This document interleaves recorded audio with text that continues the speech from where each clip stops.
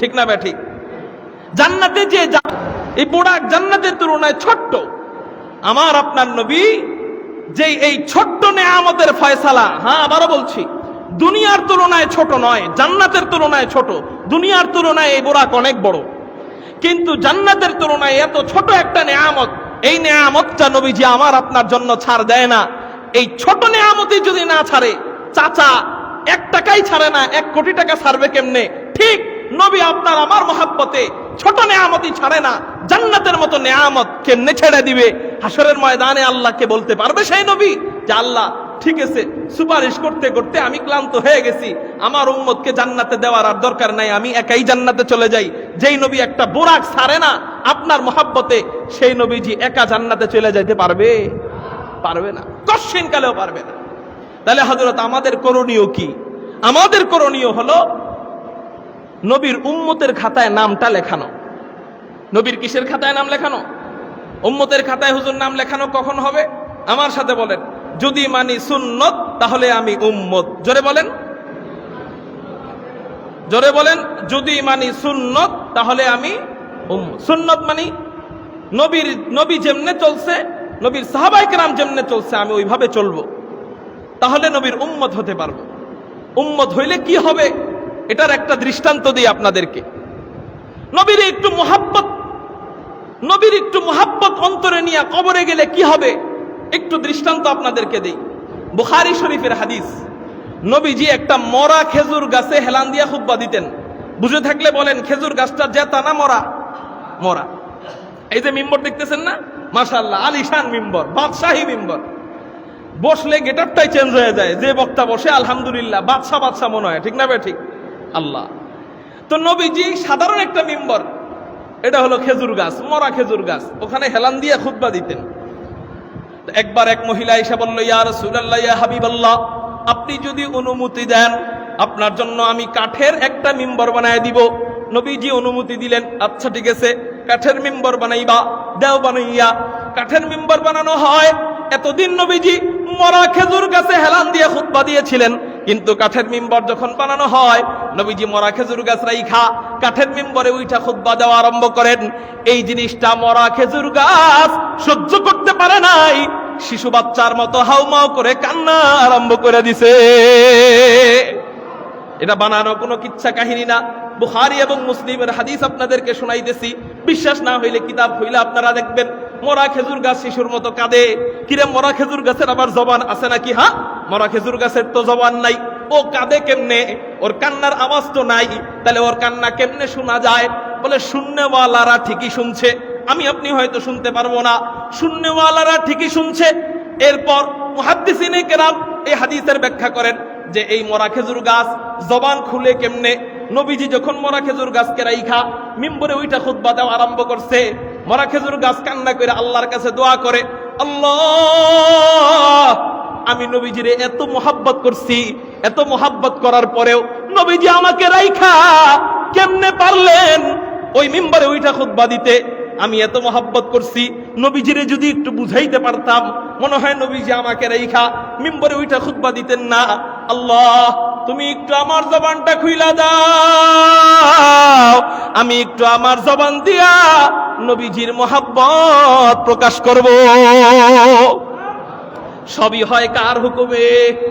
আল্লাহর নামটা চিৎকার দিয়ে মন খুলে বলেন, সবই হয় কার হুকুমে? আল্লাহর হুকুমে হয়। আল্লাহ পাক রব্বুল আলামিন মরা খেজুর গাছ ও জেতা নয়, কিন্তু কিছুক্ষণের জন্য রূহ দিয়ে দিলেন, তাজা হয়ে যায়। কিছুক্ষণের জন্য জবান খুইলা দিলেন, কথা বলা আরম্ভ করে, কান্না আরম্ভ করে। উপস্থিত সাহাবায়ে কেরাম সকলে কান্নার আওয়াজ পায়, সবাই খামোশ হয়ে যায়। কিরে, কান্নার আওয়াজ কোথার থেকে পাওয়া যায়? নবীজি খুতবা বন্ধ করে দেয়, মরা খেজুর গাছের দিকে তাকায়, দেখে খেজুর গাছের থেকে কান্নার আওয়াজ পাওয়া যায়। নবীজি মিম্বর থেকে নাইবা মরা খেজুর গাছের কাছে যায়, কাছে যাইয়া মরা খেজুর গাছকে জড়াইয়া দইরা বলে, এই মরা খেজুর গাছ, কান্দিস না রে, কান্দিস না, তুই আমার মোহাব্বতে কানলি না, আমার মোহাব্বতে তুই কানলি, এই জন্য শোন, তোর মাকাম কোথায় চলে গেল? আমি নবী তোরে কথা দিলাম, আমারে তুই মোহাব্বত করলি, এই জন্য আমি নবী তোরে ভুইলা যাব না। হাসরের ময়দান থেকে আমি যখন জান্নাতে যাব, আমার উম্মতের ব্যাপারে সুপারিশের অনুমতি দেওয়া আছে, আমার উম্মতের ব্যাপারে সুপারিশ করব, উম্মত ছাড়া অন্য কারো ব্যাপারে সুপারিশের অনুমতি নাই। তো কি হইছে, আল্লাহ তো আমার বন্ধু, আমি তোর ব্যাপারে অনুমতি চাইবো। আল্লাহ, আমার এক বন্ধু আছে, আমি ওর ব্যাপারে সুপারিশ করতে চাই, আল্লাহ আমাকে অনুমতি দিবে। অনুমতি দেওয়ার পর, ও মরা খেজুর গাছ শুইনা রাখ, আমি তোর ব্যাপারে আল্লাহর কাছে সুপারিশ কইরা তোরে আমার সাথে নিয়া আমি জান্নাতে যাব। रहमतुल्लिल आलमी खान दश खुदा बंदे करीम, रहमतुल्लिल आलमी खान दश खुदा बंदे करीम, खल्क खुल्को कौल फ़अलु हदीउ समते वो हमीद, खल्क खुल्को कौल फ़अलु हदीउ समते वो हमीद, वमा अरसलनाका इल्ला रहमतल लिल आलमीन। আল্লাহ পাক রব্বুল আলামিন কেমন রহমতওয়ালা নবী বানিয়েছেন, খুব মনোযোগ দেন। নবীজির জন্য সামান্য কয়েক সেকেন্ড মোহাব্বত দেখায়, ওরে নিয়ে নবী জান্নাতে যায় কিনা, নবীজির মতো রোজা রাখছেন কিনা, নবীজির মতো হজ করছেন কিনা, নবীজির মতো যাকাত আদায় করছেন কিনা, নবীজির মতো হাঁটছেন কিনা, নবীজির মতো খাইছেন কিনা, নবীজির মতো ঘুমাইছেন কিনা, সবকিছু ওইখানে হাসরের ময়দানে কইরা কইরা দেখানো যাবে। হাসরের ময়দানে নামাজ পড়ে দেখাইতে পারবেন, ওখানে নামাজের সুযোগ আছে। রোজা রাইখা দেখাইতে পারবেন, যাকাত দিয়া দেখাইতে পারবেন। তাহলে ওখানে নবীজির মতো সব করছেন কিনা এটা দেখানো হবে কি হিসাবে বলেন তো? নমুনা হিসাবে। জোরে বলেন কি হিসাবে? নমুনা হিসাবে। একটা মাত্র আমল যেটা শুধু নমুনা না, ডাইরেক্ট দেখা যাবে। সুবহানাল্লাহ বলেন। মানে হাসরের ময়দানে নবীজি আপনাকে দেখার সাথে সাথেই, আপনার প্রতি নজর হওয়ার সাথে সাথে, আপনার চেহারা দেখার সাথে সাথে এই আমলের দিক নজর পড়বে যে হ্যাঁ এর ডাইরেক্ট আমলটা দেখা গেছে। এবার আপনারা বলেন, ডাইরেক্টটা আগে দেখা যাবে না নমুনা আগে দেখা যাবে? জোরে বলেন। ডাইরেক্ট আগে দেখা যাবে, নমুনাটা হলো পরে, ডাইরেক্টটা হলো আগে। সেই ডাইরেক্ট একটা আমলই দেখা যাবে যেটা দুনিয়ায় যেমনে করছেন হাসরের ময়দানে অমনি দেখা যাবে। দুনিয়ায় যেমনে নামাজ পড়ছেন হাসরের ময়দানে নামাজ পড়ার সুযোগ নাই, দুনিয়ায় যেমনে রোজা রাখছেন হাসরের ময়দানে রোজা রাখার সুযোগ নাই। কিন্তু ওই একটা জিনিস এমন যেটা দুনিয়ায় যেমনে করবেন হাসরের ময়দানে ওইভাবেই দেখা যাবে, সেটা হলো একমাত্র আমল, সেটা হলো দাড়ির আমল। চিৎকার দিয়ে বলেন সুবহানাল্লাহ। ও যুবক ভাইরা, এটা কিসের আমল? দাড়ির আমল। রাগ করছেন? আপনারা রাখার জন্য আমি জোর করতেছি না, কিন্তু আমার কথার কারণে নবীর জন্য যারা জীবন দিতে চায় এরা এই অঙ্গটুক দিতে পারবে না ইনশাআল্লাহ। আজকে এই ওয়াদাটা দিতে পারবে না ইনশাআল্লাহ। আমরা নিজে চোখে দেখি, যখন নবীর জন্য, নবীর মহাব্বতে কখনো উলামায়ে কেরাম ডাক দেয়, স্কুল কলেজের যুবক ভাইরা পর্যন্ত চলে যায়, যায় কি যায় না? কিন্তু আফসোসের বিষয় হলো দাড়ি নাই। ও ভাই, তুমি নবীর জন্য জীবন যেখানে দিতে পারো, এই অঙ্গটা কোনো ব্যাপার? জোরে বলো ব্যাপার? 6টা মাস রাইখা দেখেন, 6টা মাস রাইখা দেখেন, সুন্দর না দেখা গেলে আমারে ফোন দিয়েন। 6টা মাস রাখেন। একটা জিনিস চেহারার মধ্যে নতুন গজাইলে প্রথম তো একটু আনইজি ফিল লাগবেই, একটু অন্যরকম লাগবেই। কয়েকটা দিন গেলে না চেহারার সাথে খাপ খাবে। ওই কয়েকটা দিন যাওয়ার আগেই কাইটা পরিষ্কার করে রাখি। ওই অবস্থায় আমার মৌত হয়ে গেলে নবীজির সামনে প্রথম এখানেই যদি আটকায় যাই, তাহলে বাকি আমল কই? হ্যাঁ, নবীজি যদি বলে তোর ডাইরেক্টটা নাই, নমুনা আছে, এটা একটু পরে দেখবো, ডাইরেক্ট যার আছে তারে নিয়ে আগে ভাববো। যার ব্যাপারে নবী বলবে তোমাকে নিয়ে ভাবা যায়, তোমার ডাইরেক্ট আছে, সে জান্নাতি। আর যার ব্যাপারে নবীজি বলবে তোমার তো ডাইরেক্টটাই নাই, দেখা প্রথম দেখাতে যেটা আমার দেখার ছিল সেটাই নাই, টিকিটটাই নাই, লাইসেন্সটাই নাই, অতএব তোমার ব্যাপারে একটু পরে ভাববো। আল্লাহর কসম করে বলি, যার ব্যাপারে নবীজি বলবেন তোমার ব্যাপারে পরে ভাববো, তার জান্নাতে যাইতে খবর হয়ে যাবে। ঠিক না ভাই? ঠিক। এই জন্য আজকে আমি কয়েকজন যুবক দেখতে চাই, হাজার হাজার মানুষের সামনে দাঁড়ায় ওয়াদা দিবে, হযরত নবীজিকে অনেক কষ্ট দিছি আমরা, যে কোনো সময় মওত হয়ে যেতে পারে। যেই নবীর জন্য আমরা জীবন দিয়ে দিতে প্রস্তুত হয়ে যাই, সেই নবীর জন্য আমরা আমার এই গালটা দিয়ে দিব। আর জীবনে আমরা এই দাড়ি কাটবো না, দাড়ি চাচবো না, খুর লাগাবো না। কমপক্ষে সাহাবায়ে কেরামদের আমল থেকে জানা যায় এক মুষ্টি রাখা ওয়াজিব, এক মুষ্টির নিচে কাটবো না। কোন কোন যুবক ভাই নবীর প্রেমে ওই মরা খেজুর গাছ নবীজিকে সামান্য মোহাব্বত দেখাইলে নবীর সাথে যদি জান্নাতে যাইতে পারে, আমি আপনি সামান্য মোহাব্বত দেখাবো না, দাড়ি রাখবো মরণ পর্যন্ত। আমাকে ফালায়া নবী কেমনে জান্নাতে যাবে? আসেন চলেন আমার সাথে কিছু যুবক আজকে ওয়াদা দেন, কোন কোন যুবক রাজি আছেন আর জীবনে দাড়িতে খুর লাগাবো না, ব্লেড লাগাবো না, আল্লাহু আকবার বইলা যারা ওয়াদা দিতে রাজি দুই হাত আল্লাহকে দেখায় দিই। একটু একটু একটু নতুন করে যারা ওয়াদা দিবেন একটু দাঁড়ায় যাই, একটু দাঁড়ায় যাই, নতুন করে যা লিল্লাহি তাকবীর, একটু দাঁড়ায় যায় লিল্লাহি তাকবীর। সবাই বলেন আলহামদুলিল্লাহ। সবাই একটু দাঁড়ায় থাকেন, সবাই ওনাদের দিক তাকান, সবাই তাকান। আপনাদের মসজিদ সার্থক, বলেন আলহামদুলিল্লাহ। উনাদের কারণে, কাদের কারণে জোরে বলেন? উনাদের কারণে সার্থক। আগামীতে যদি কখনো আসি দাড়িওয়ালা চেহারা নিয়ে যুবক ভাই দেখা করতে পারবেন তো ইনশাআল্লাহ? আলহামদুলিল্লাহ বলতে বলতে বসেন, আলহামদুলিল্লাহ বলতে বলতে বসেন। সবাই চিৎকার দিয়ে বলেন আলহামদুলিল্লাহ। হুজুর নামাজ রোজা বাদ দিয়া দাড়ি ধরলেন কেন? শোনেন, দাড়ি রাখলেই একদিন এই দাড়ি তাকে নামাজি বানায় ছাড়বে। যেদিন থেকে দাড়ি রাখলাম সেদিন নামাজ চলাকালীন বাহিরে ঘোরাফেরা করতে পারি না। হুজুর আপনারা হুজুর মানুষ দেখা যায়, এত বড় বড় দাড়ি, নামাজের টাইমে বাইরে ঘুরেন কেন? মানুষের কথার কারণে হলেও শয়তানের ধোঁকা দেয় মাঝে মাঝে যে মাগরিবের নামাজ একটু পড়ে পড়মুনি বাসায় যায়, কিন্তু মানুষের কথার কারণে হলেও মাঝে মাঝে নামাজে ঢুকতে হয়, ঠিক না ভাই? ঠিক। এই দাড়ি নিয়ে জুয়ার আসরে বসতে পারি না, এই দাড়ি নিয়ে মদের আসরে বসতে পারি না, এই দাড়ি নিয়ে সিনেমা হলে যাইতে পারি না। পারেন? বড় বড় দাড়ি নিয়ে পারবো সিনেমা হলে যাইতে? এই দাড়ি হলো সম্মানী পুরুষদের সম্মানী এক প্রতীক, সম্মানী এক সুন্নত, হুকুমগত ভাবে ওয়াজিব। এই দাড়ি যদি আমি রাখি দুনিয়াও আমার সুন্দর যাবে, অনেক গুনার কাছ থেকে আমি বিরত থাকতে পারবো। আখিরাতে নবীর সামনে দাঁড়ায় নবীজিকে বলতে পারবো, রাসূল আপনি মরা খেজুর গাছ সামান্য মোহাব্বত দেখানোর কারণে ওরে নিয়ে যদি জান্নাতে যাইতে পারেন, এই যে তাকায় দেখেন মরণ পর্যন্ত মোহাব্বত দেখাইছি, আমারে ফালায়া কেমনে আপনি জান্নাতে যাইবেন? বলেন ওই ইনসাফওয়ালা নবী ওই দিন আপনারে ফালায়া রাইখা দিবে? জোরে বলেন, দিবে? ফালায়া রাইখা আপনাকে নিয়ে জান্নাতে যাবে। তা আমার উম্মতের খাতায় নামটা লেখাইতে হবে। এই যে এই যুবক ভাইরা দাড়ি রাখার ওয়াদা করলো, আল্লাহ যেন মরণ পর্যন্ত তৌফিক দান করে, বলি আমিন। এই উসিলায় যেন আল্লাহ তাদেরকে জান্নাতের উঁচু মাকাম দান করে, সবাই বলি আমিন। তো বলতেছিলাম ওই বুড়াকের পিঠে নবী উঠবেন, মনে আসেনি কথাটা? একটা বুড়াকের পিঠে নবী উঠবেন, তাও জিবরাইলকে বলে, ও জিবরাইল আমার উম্মতের জন্য কি বুড়াক আছে কিনা? হযরত জিবরাইল বলে, ইয়া রাসূলুল্লাহ ইয়া হাবিবাল্লাহ, হা হা হা, শুইনা নেন শুইনা নেন, আপনার উম্মতের জন্য আল্লাহ বুড়াক রাইখা দিয়েছেন। কোন জায়গায়? আমি যখন জান্নাত থেকে এই বুড়াককে নিয়ে আসতেছিলাম তখন আমি দেখতে পাইলাম জান্নাতের ভিতরে কোটি কোটি কোটি কোটি বুড়াক, প্রত্যেকটা বুড়াকের গায়ে আপনার প্রত্যেকটা উম্মতের নাম আমি লেখা দেখেছি। এবার নবীজি খুশি হয়ে গেছে, আর কোনো আপত্তি নাই। বুড়াকের পিঠের উপরে নবীজি পা দেয়, আবার পা নামায় ফেলে। হযরত জিবরাইল বলেন, ইয়া রাসূলুল্লাহ ইয়া হাবিবাল্লাহ, আবার কি হইল?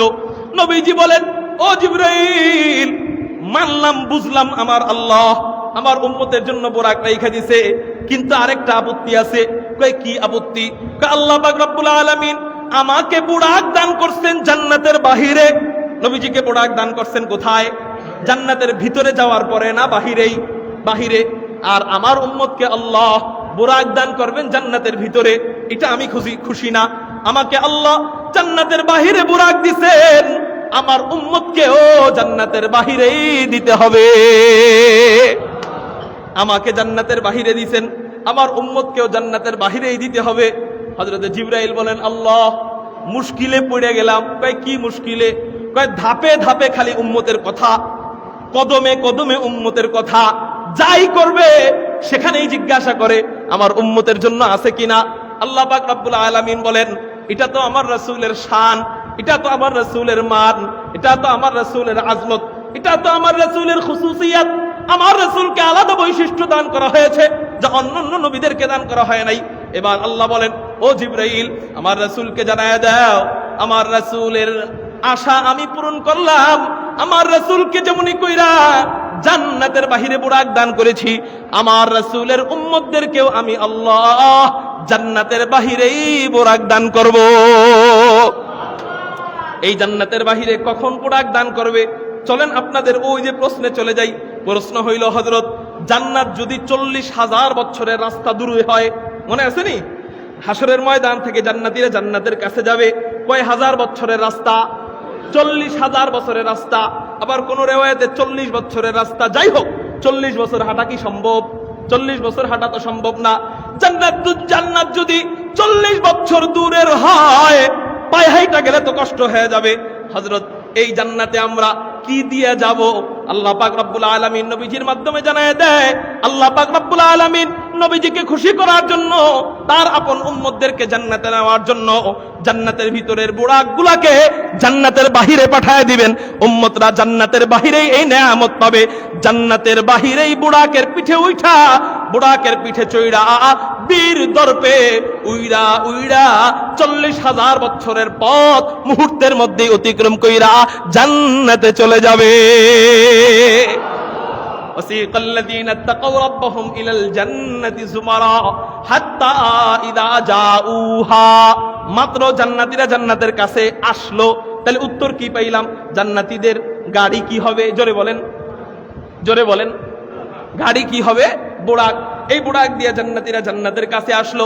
জান্নাতের কাছে আসার পর আল্লাহ কুরআনুল কারীমের মধ্যে বলেন, ওয়া ফুতিহাত আবওয়াবুহা, জান্নাতের সবগুলা দরজা খুলে দেওয়া হবে।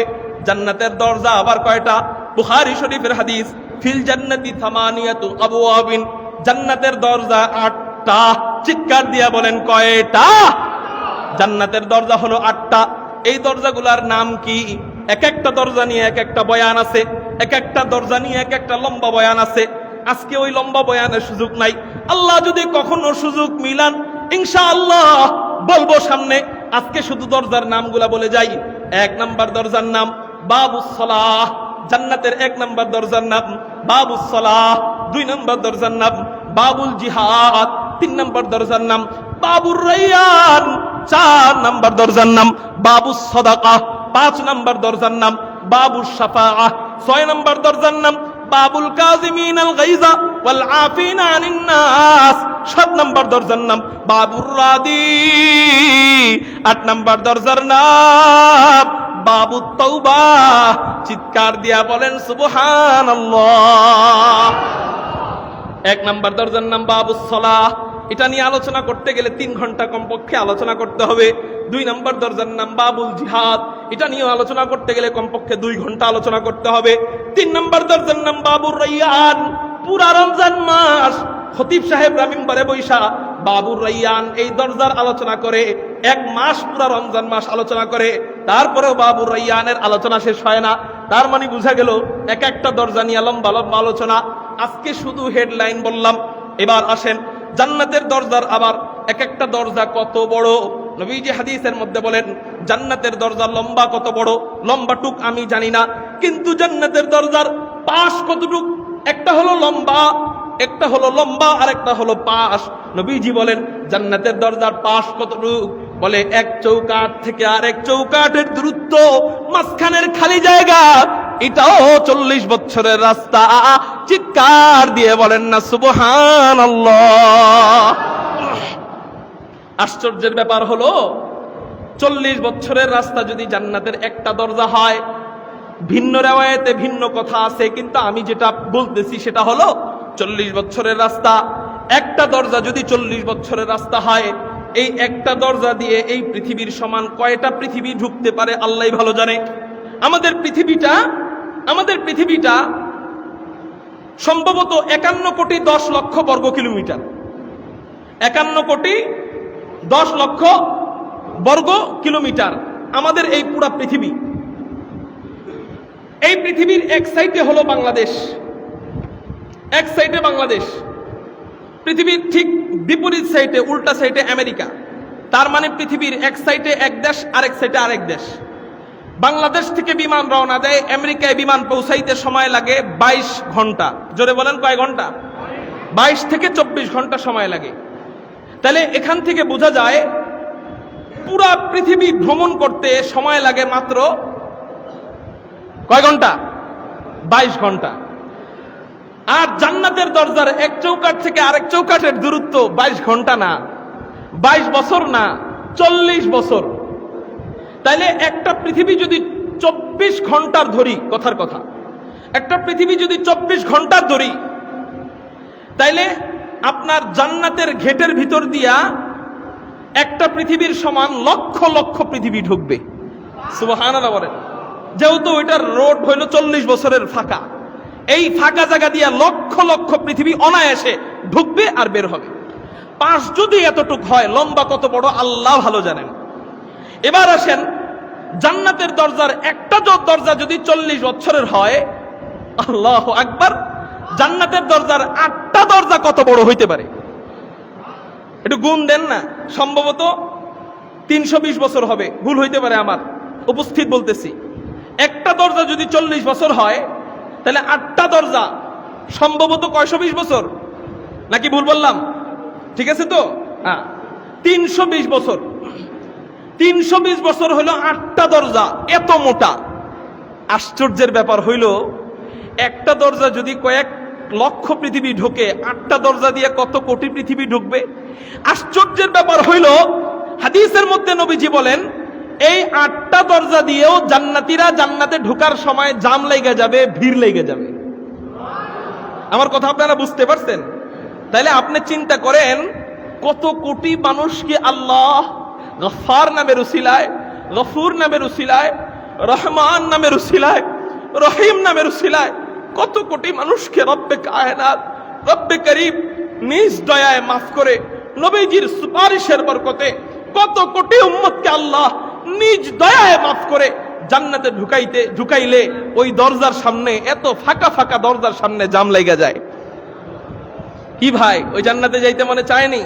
মনে চায় ইনশাআল্লাহ। আলোচনা অনেক লম্বা, এখনো জান্নাতে ঢুকতে পারি নাই, জানি না আজকে পারবো কিনা। সময় আছে মাত্র 5 থেকে 7 মিনিট। আল্লাহ তৌফিক দিলে আরেকদিন শোনাবো জান্নাতের ভিতরের অবস্থা। আজকে শুধু জান্নাতে ঢুকার আগে আমাদের 4টা পরিবর্তন হবে, এটা বলেই আমি নাইমা যাবো ইনশাআল্লাহ। জান্নাতে ঢুকার আগে, জান্নাতে এখন মাত্র দরজা নিয়ে আলোচনা, দরজা দিয়ে ঢুকার আগে আমাদের কয়টা পরিবর্তন হবে জোরে বলেন? 4টা।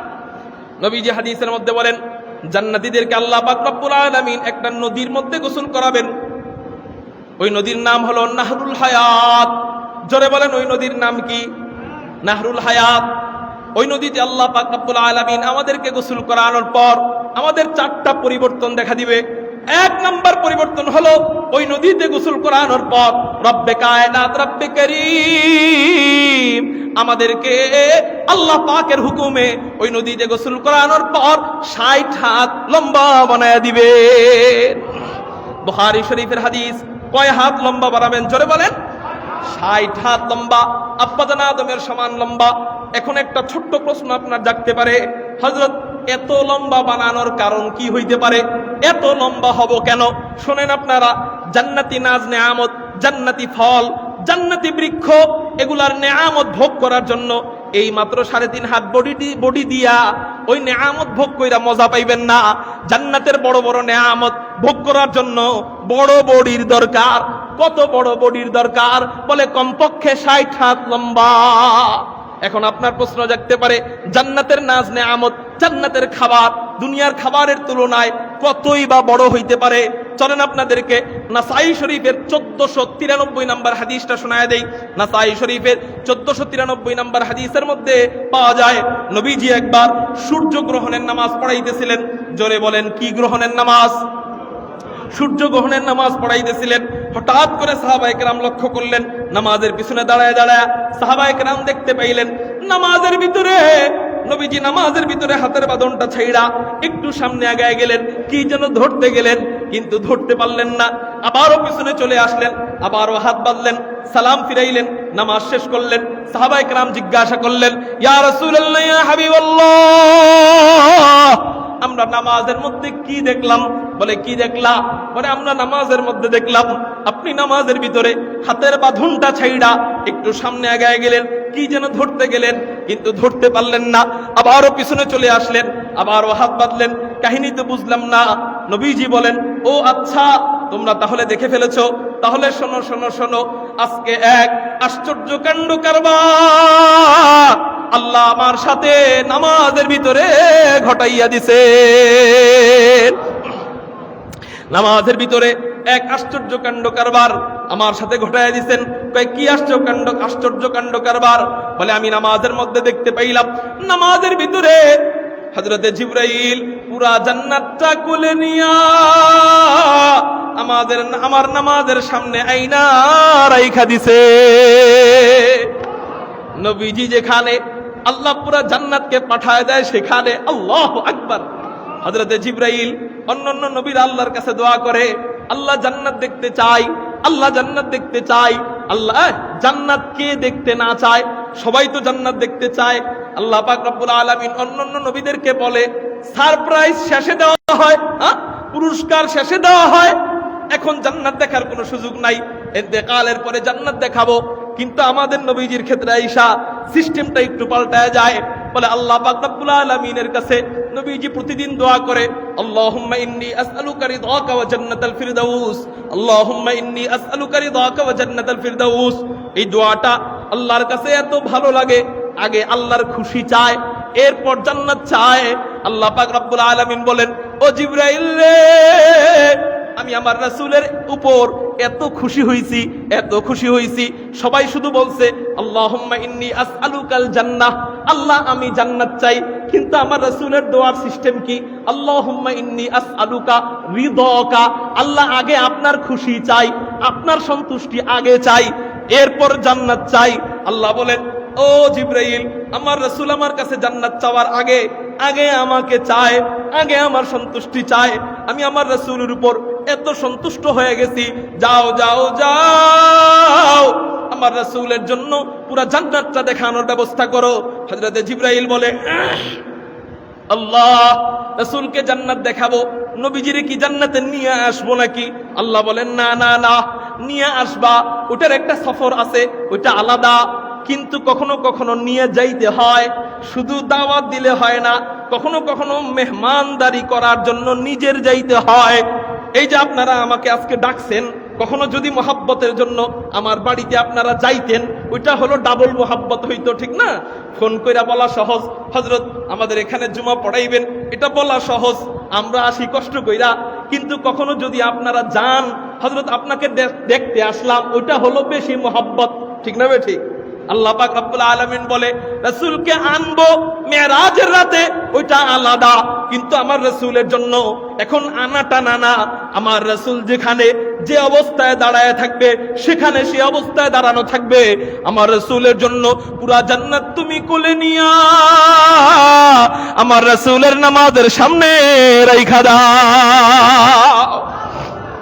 হযরতে জিবরাইল পুরা জান্নাত কোলে নিয়া নবীজির নামাজের সামনে আইনা রাইখা দেয়।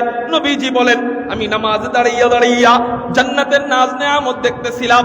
এর মধ্যে আমি দেখতে পাইলাম জান্নাতি ফল আমার সামনে আনা হয়, জান্নাতি আনার আমার সামনে আনা হয়, জান্নাতি বেদেনা আমার সামনে আনা হয়, জান্নাতি আঙ্গুর ফল আমার সামনে আনা হয়। মোটামুটি ফল টল দেখা এত চমৎকার চমৎকার জান্নাতি ফল, এগুলা দেখা আমি নিজেকে কন্ট্রোল করতে পারতেছিলাম। কিন্তু জান্নাতি আঙ্গুর ফল যখন আসলো, আমি আর নিজেকে কন্ট্রোল করতে পারলাম না। নামাজের ভিতরেই আমার হাত জান্নাতের আঙ্গুরের থোড়া ধরার জন্য সামনে চলে গেল। জান্নাতের আঙ্গুরের থোড়া দেখতে এত চমৎকার, দেখতে এত সুন্দর, আমি ওইটা দেখা আর নিজেকে কন্ট্রোল করতে পারলাম না। এটা দেখা অটোমেটিক আমার নামাজের ভিতরে হাত ছুটে গেল, সামনে চলে গেলাম, আঙ্গুর ধরতে গেলাম। আবার মনে মনে ভাবলাম, কি ভাবলাম? সাহাবায়ে কেরাম বলতেছে, ইয়া রাসূলুল্লাহ, ইয়া হাবিবাল্লাহ, জান্নাতের আঙ্গুরের থোড়া আপনি ধরতে গেছিলেন, তো ধরলেন না কেন? ধইরা আনলে তো আমরাও একটু খাইতে পারতাম, আমরাও একটু দেখতে পারতাম। নবীজি বলেন, ও মিয়ারা, তোমরা কি বলো না বলো, জান্নাতের আঙ্গুরের থোড়া এটা এত বড় এত বড়, জান্নাতের মাত্র একটা আঙ্গুরের থোড়া। আপনারা থোড়া বলেন না ছড়ি বলেন? কি বলেন? জান্নাতের আঙ্গুরের ছড়ি না, আঙ্গুরের একটা মাত্র ছড়ি, এটা এত বড় এত বড়, এটা আনার মতো ক্ষমতা আমি নবীর নাই। সাহাবায়ে কেরাম বললেন, ইয়া রাসূলুল্লাহ, ইয়া হাবিবাল্লাহ, আপনার মতো পাহলওয়ান নবী, আপনার মতো শক্তিশালী নবী জান্নাতের মাত্র এক আঙ্গুরের ছড়ি আনতে পারলো না, তাহলে বলেন না জান্নাতের এক আঙ্গুরের ছড়ি কত বড়? নবীজি বলেন, ও আমার সাহাবায়ে কেরাম শোনো, জান্নাতের একটা মাত্র আঙ্গুরের ছড়ি আমি যদি আনতে পারতাম, আমি থেকে নিয়ে কিয়ামত পর্যন্ত সমস্ত উম্মতরা, সমস্ত সাহাবায়ে কেরামরা, সমস্ত মুসলমানরা, সমস্ত মুমিনরা, সমস্ত পুরুষ আর নারীরা কিয়ামত পর্যন্ত জান্নাতের মাত্র এক আঙ্গুরের ছড়ি থেকে আঙ্গুর খাইতে থাকতো। কিয়ামত হয়ে যাইতো, তারপরেও জান্নাতের মাত্র এক আঙ্গুরের ছড়িও শেষ হতো না। লা দিদ্দা ওয়ালা নিদ্দা ওয়ালা হাদ্দালি মাওলা, লা দিদ্দা ওয়ালা নিদ্দা ওয়ালা হাদ্দালি মাওলা, লা কুফুয়া ওয়ালা বিলদা ওয়ালা আম্মা ওয়াকালা, লা কুফুয়া ওয়ালা বিলদা ওয়ালা আম্মা ওয়াকালা। কারো জবান যেন বন্ধ থাকে না, চিৎকার দিয়ে বলি না আল্লাহু আকবার। এই হলো জান্নাতের ফল। আমি মাঝে মাঝে কল্পনা করি, সব ফলের মধ্যে ছোট ফল হলো আঙ্গুর ফল, তাই না? আপেলের থেকে ছোট আঙ্গুর, কাঁঠালের থেকে ছোট আঙ্গুর। এই আঙ্গুর ফল জান্নাতে গেলে যদি এত বড় হয়ে যায়, কিয়ামত পর্যন্ত সবাই খাইলেও একটা আঙ্গুরের ছড়ি শেষ হবে না। আমি চিন্তা করি, এক আঙ্গুর যদি এত বড় হয়, জান্নাতি উটের ওই রানের গোস্ত না জানি কত বড় হবে। বানানো কোনো কিচ্ছা কাহিনী শোনাই নাই আপনাদেরকে। নাসাই শরীফের 1493 নম্বর হাদিস শুনাইছি। এই হাদিস থেকে জানতে পারলাম জান্নাতি নাজ নেয়ামত দুনিয়ার তুলনায় কোটি কোটি কোটি কোটি গুণ বড় বড় হবে। ওই বড় নেয়ামত ভোগ করার জন্য এতটুক শরীর নিলে মানায় না। এই জন্য আল্লাহ পাক রব্বুল আলামিন আপনাকে আমাকে আব্বাজান আদমের সমান 60 হাত লম্বা বানায় দিবে। জান্নাতে ঢোকার আগে কয়টা পরিবর্তন দেখা যাবে বলছিলাম? 4টা। জোরে বলেন কয়টা? একটা বললাম, সেটা কি? 60 হাত লম্বা বানায় দিবে। আর 3টা আজকে বললাম না, সময় নাই। ইনশাআল্লাহ কখনো যদি বসি, সুযোগ হয়, ইনশাআল্লাহ বলবো। আল্লাহ আমাদেরকে এবার আসেন, ওই জান্নাত আমরা পাবো 2 আমলের বদৌলতে। জোরে বলেন কয় আমল? একটা আমল অবশ্যই করতে হবে, এটা ছাড়া যাওয়াই যাবে না। সে আমল হলো ঈমান। জোরে বলেন সে আমল কি? আর দ্বিতীয় আমল হলো ওই প্রথমটাকে চার্জ দিবে। দ্বিতীয় আমলটা কি? ঈমানকে চার্জ দিবে। দ্বিতীয় আমল হলো, দ্বিতীয় কাজ হলো নেক আমল। কি আমল? নেক আমল। তাহলে জান্নাতে যাওয়ার জন্য কয়টা পরিশ্রম দিতে হবে? এক পরিশ্রম হলো ঈমান, দুই নাম্বার পরিশ্রম হলো নেক আমল। আর নেক আমল হলো ঈমানের চার্জার। নেক আমল কি? হুজুর নামাজ পড়ি না তো কি হইছে, আমার ঈমান ঠিক আছে। আমিও বলবো আপনার ঈমান ঠিক আছে, কিন্তু আপনার ঈমান চার্জ ছাড়া রিমোটের মতো। ওই রিমোট দিয়ে এসিও চলবে না, মানে টিভিও চলবে না, কিছু চলবে না, শুধু রিমোটের মতো, চার্জ ছাড়া রিমোটের মতো। কিন্তু যার ঈমানের ভিতরে নামাজের চার্জ থাকবে, রোজার চার্জ থাকবে, হজের চার্জ থাকবে, দাড়ির চার্জ থাকবে, ওই ঈমান দিয়ে যে কোনো মুহূর্তে জাহান্নামের মতো যাওয়ার জন্য যেই গুনাহগুলো আছে, ওই গুনাহগুলো থেকে বাইচা জান্নাতের দিকে যাইতে পারবে। আল্লাহ আমাদেরকে ঈমান এবং নেক আমল নিয়া ওই জান্নাতে যাওয়ার তৌফিক দান করুক। 2 মিনিট আপনাদের সামনে ভিন্ন কিছু কথা বলবো। সেটা হলো এই মসজিদটা আলহামদুলিল্লাহ আসলে দিলটা, মনটা সবকিছু জুড়ায় যায়। ঠিক না ভাই? ঠিক, ঠিক না ভাই? ঠিক। যতদিন হায়াত আছে, আপনারা আশপাশে যারা আছেন, শুধু জুমার নামাজে এরকম মানুষ হবে না ইনশাআল্লাহ। কমিটিদের মেহনতে, ইমাম সাহেব, খতিব সাহেবদের মেহনতে, মুয়াজ্জিন সাহেবদের মেহনতে, আমি চাই, আমি আশা করব, এবং আপনারা নামাজি যারা আছেন আপনাদের মেহনতে এই মসজিদটায় প্রতি ওয়াক্ত নামাজেই যেন এর চেয়ে বেশি মানুষ হয়। কি আমরা চাইলে পারবো না ইনশাআল্লাহ?